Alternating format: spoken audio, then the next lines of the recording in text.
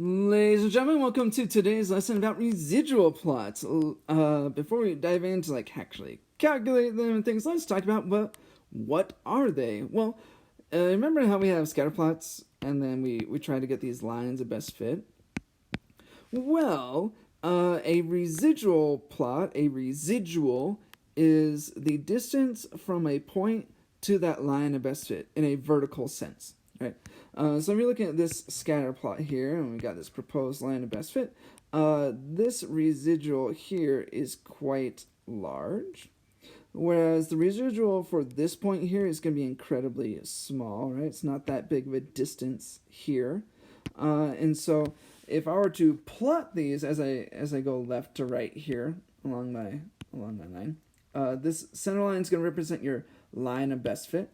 This first point has a fairly large residual plot, and then you get here and things, you got a couple that are above, and you got some residuals that are below, so you can get negative residuals. So you're going to look at, you got a few above, and then you got a few below, and then you got more that are above, right? So our residual is going to kind of look like this, right?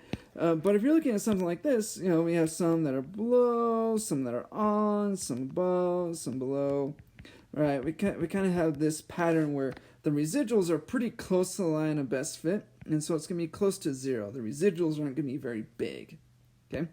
Well, the residual plot lets you know, is this line of best fit actually a good fit for the data?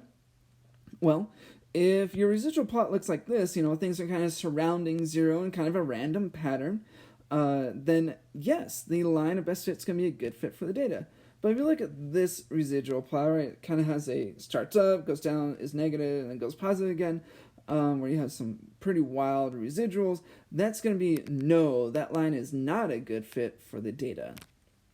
Well, let's just kind of visually see what's going on with residual plots, and that'll help in deciding if things are a good fit or not. So I want you to look at this left scatter plot with a line of best fit. You may notice that all those lines are on the line of best fit, so residuals are just going to be zero, all right? They're just going to be on that center line there. Whereas if you have your scatter plot and your quote-unquote line of best fit is below them all, then your residuals are all going to be positive. And if you have your line of best fit going through a data that kind of has this shape, it's going to start, it's going to have some extreme values away from your center line there.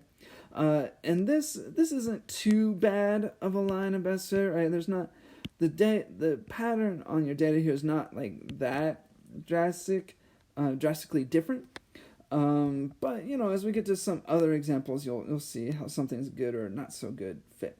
We got this set D where we got basically random points and then a proposed line of best fit. And you're going to get a residual plot kind of looking like this.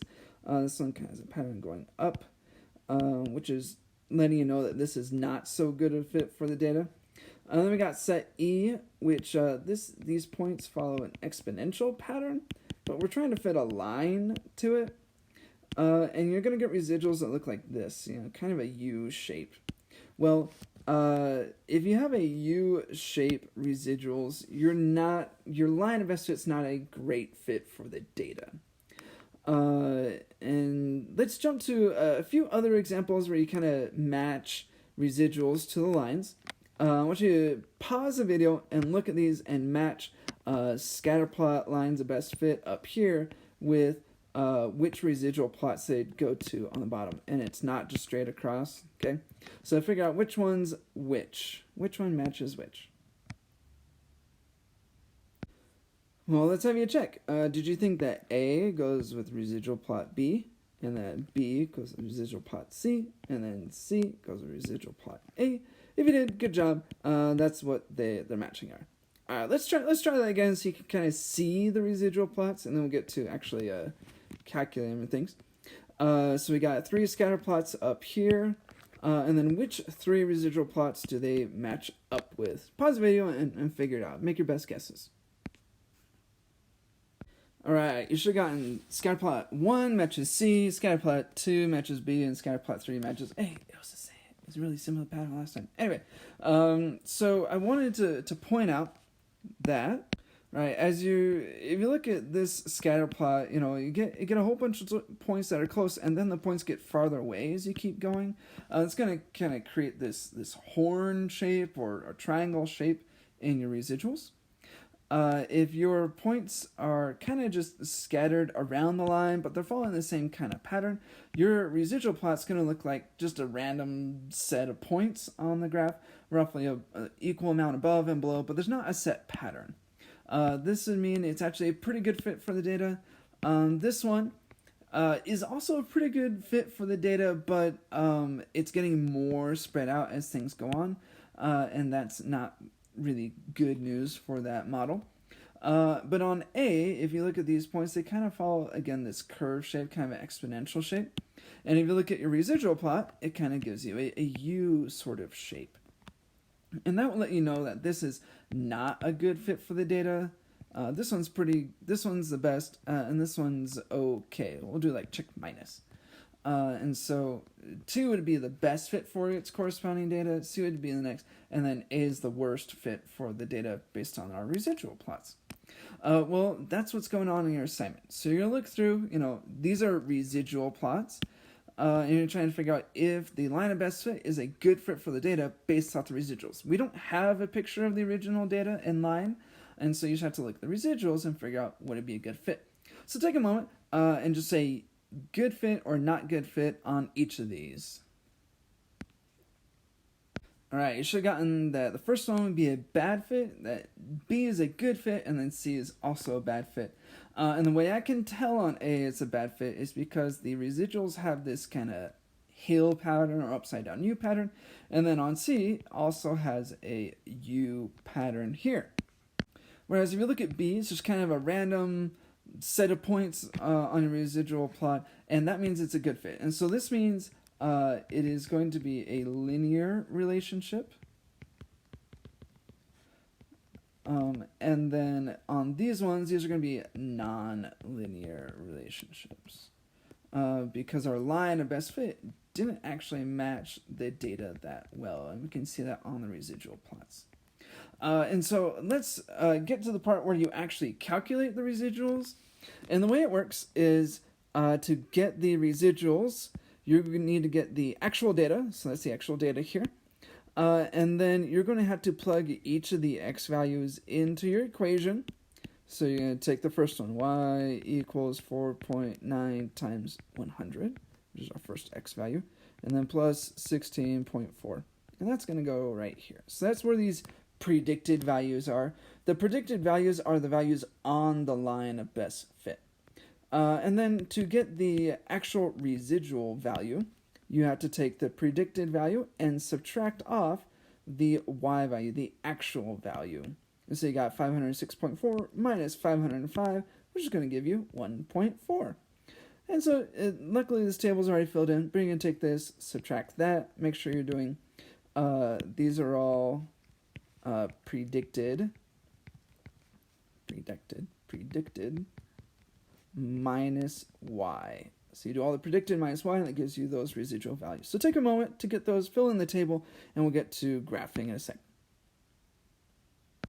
Alright, let's have you check and see how you did. These should be your residuals, and I got all these by taking these predicted values and subtracting the y value. And so you got these, and over here we're going to make our residual plot.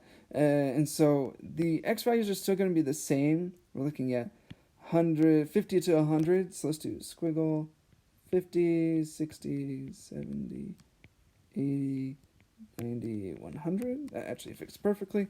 And then we got residual values going between -7 almost, and then up to almost 6. So let's take these and count by 2s, so you can kind of see it. -2, -4, -6. And then we're going to plot these. So these are the y values, and these are going to be the x's over here. So mix a point 100, 1.4. So that's looking about right there-ish. And then we got -90, and then -2.6. So let's go ahead and plot all those points on there, and we'll look at it in a moment. All right, let's have you check and see. It should look something like this. And then we're going to answer this question. Does the residual plot suggest a linear relationship? Well, let's look at our scatter plot. Do those follow a distinct pattern? Is it like going up and then going down? Is it going down, going up? Or maybe it's just going like this? Well, none of those things are happening. You could say it's trying to do this. But with so little data, and these are not very far from the actual values of the data set. These are little tiny deviations in comparison, right? These are in hundreds, and these are just less than 10. And so yeah, these are fairly close, and so we're gonna go with yes. And the explanation is the residuals are random about 0, or about the line of best fit.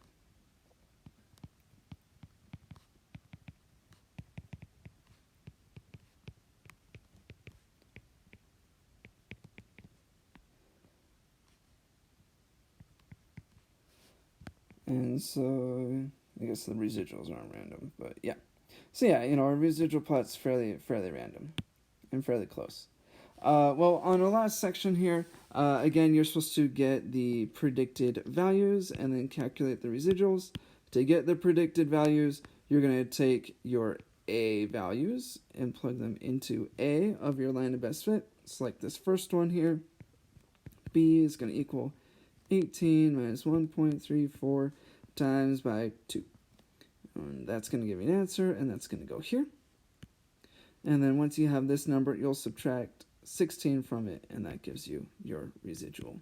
And so there you go. That's what's going on in this lesson. Residual plots. They tell you if a line of best fit is actually a good fit or not. And there you go. Good luck.